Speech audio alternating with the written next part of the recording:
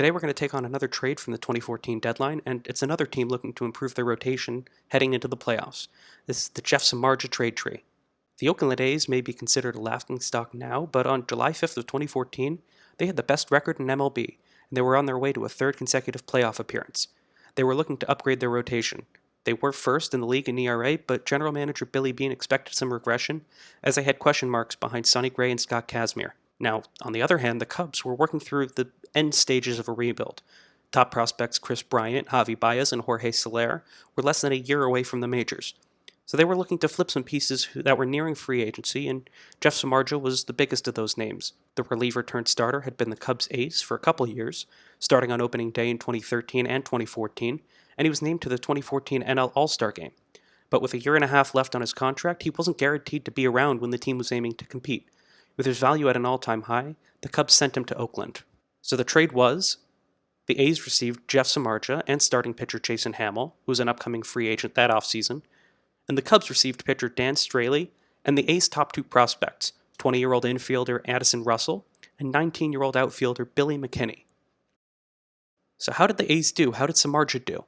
Well, he was one of the best pitchers in baseball for the second half of 2014.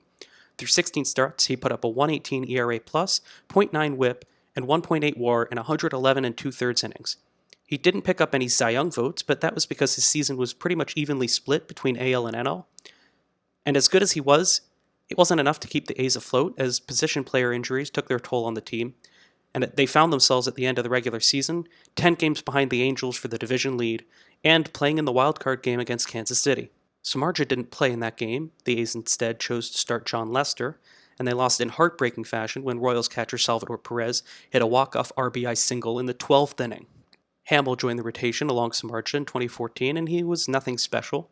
Through 67 and two-thirds innings, he put up an 88 ERA+, and he was exactly replacement level, 0 WAR. In the wild-card game, he pitched in relief, and he was the pitcher who gave up the game-winning run in the 12th inning. He left as a free agent after the season. Interestingly enough, he went back to the Cubs.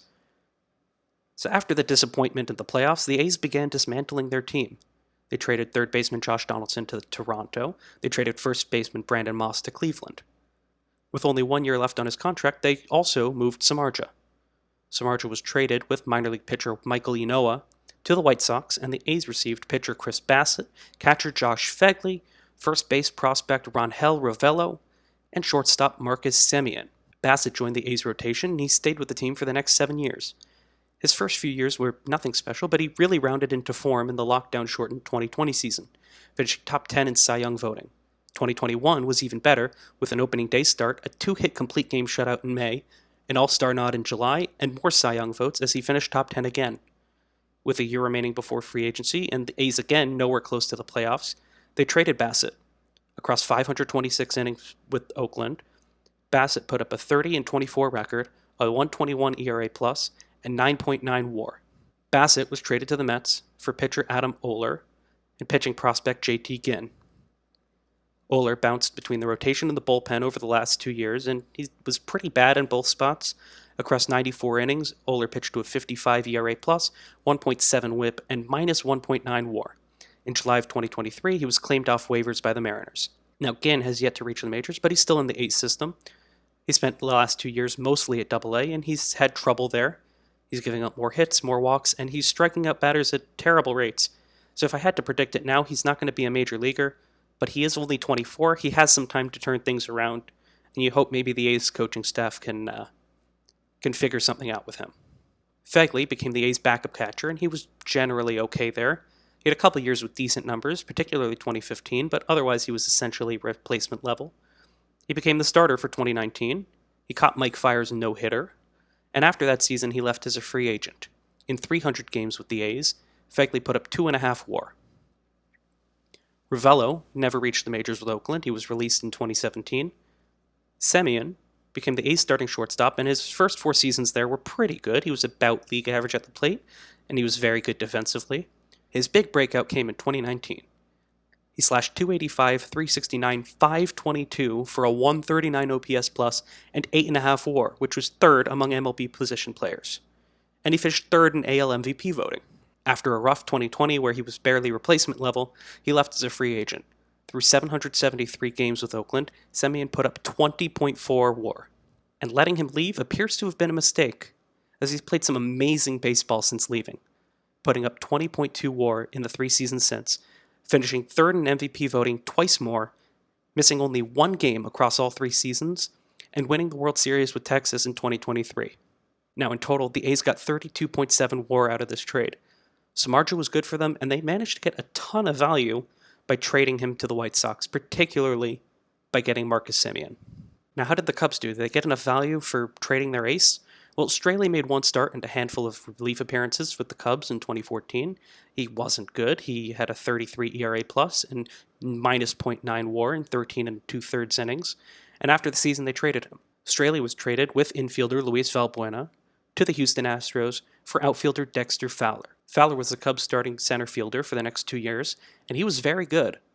In 281 games, he slashed .261, .367, .427, good for a 115 OPS plus and 6.4 WAR.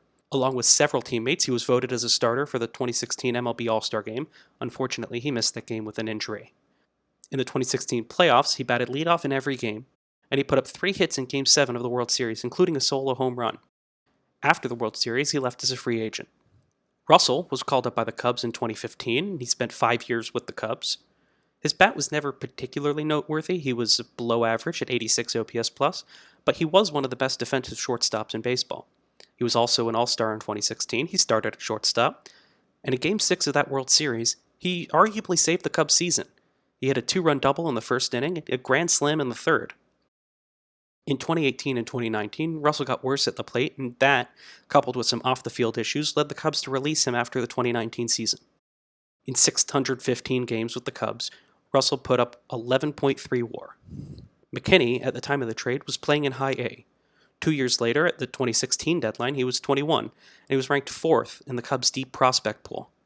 The Cubs were the best team in MLB and looking for bullpen reinforcements, so they packaged McKinney with top prospect Gleyber Torres, pitcher Adam Warren, and outfield prospect Rashad Crawford, and they sent him to the Yankees for closer Aroldis Chapman.